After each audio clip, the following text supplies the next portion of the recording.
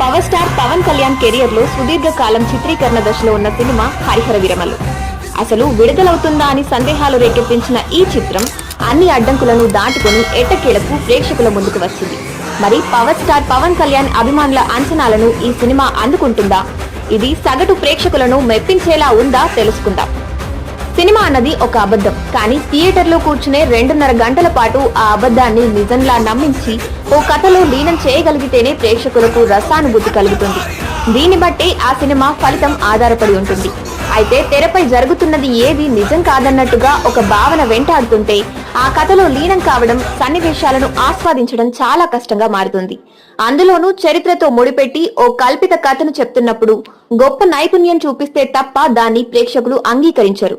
అది రాజమౌళి లాంటి దర్శకులకు మాత్రమే సాధ్యమైన విద్య. కానీ రాజమౌళి స్థాయిలో కాకపోయినా క్రిష్ సైతం గౌతమిపుత్ర శాతకర్ణిలో ఆ నైపుణ్యాన్ని